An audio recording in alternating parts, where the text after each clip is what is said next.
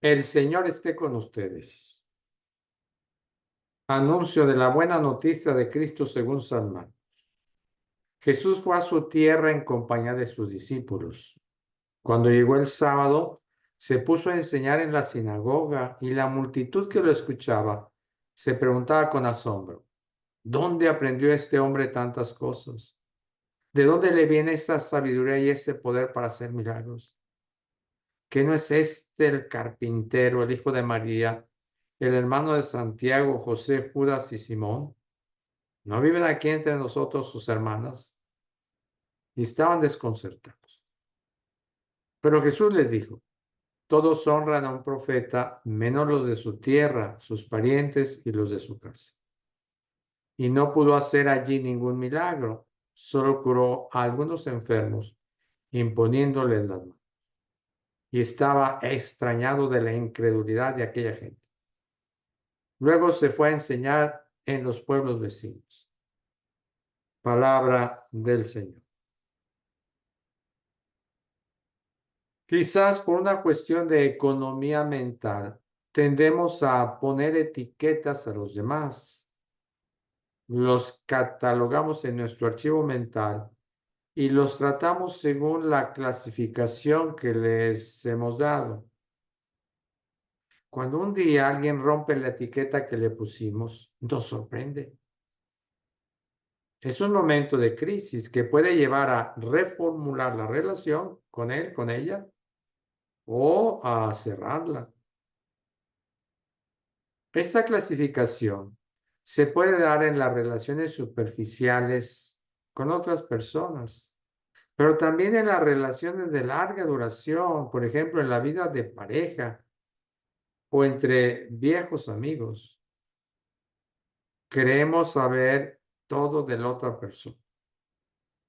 El problema está en que lo que tenemos en la mente no siempre coincide con la realidad total de esa persona. Esta actitud la podemos llevar a nuestra relación con Dios. El Evangelio de Marcos nos decía que Jesús regresa a su pueblo de Nazaret, donde la gente creía conocerlo muy bien. En un primer momento se admiran de él por su sabiduría y su poder de hacer milagros, pero, pero de la admiración pasan al desconcierto y a un cierto desprecio. ¿Qué no es este el carpintero?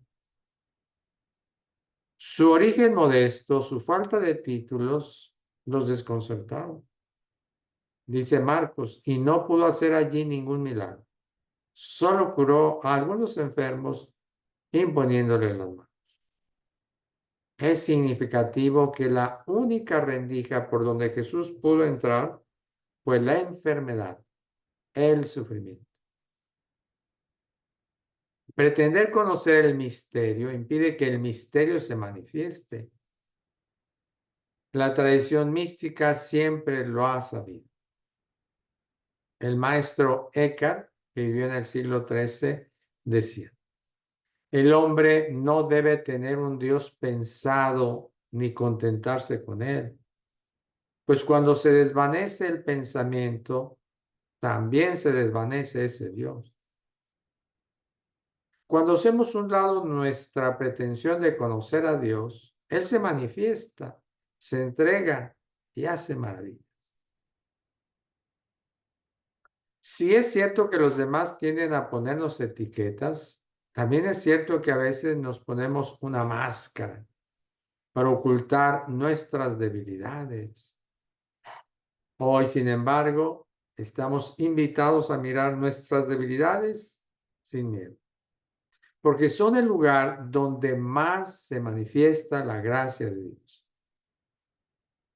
En la segunda lectura, San Pablo confiesa, siento una espina clavada en mi carne. El apóstol le pidió al Señor con insistencia que lo liberara de ella, pero el Señor le contestó, te basta mi gracia, porque mi poder se manifiesta en la debilidad. Pablo no se desanima al ver su propia pequeñez, su fragilidad, su debilidad. Confía. Acepta sus debilidades y experimenta en ellas el poder de Dios. De buena gana, prefiero gloriarme de mis debilidades para que se manifieste en mí el poder de Cristo. Por eso me alegro de las debilidades.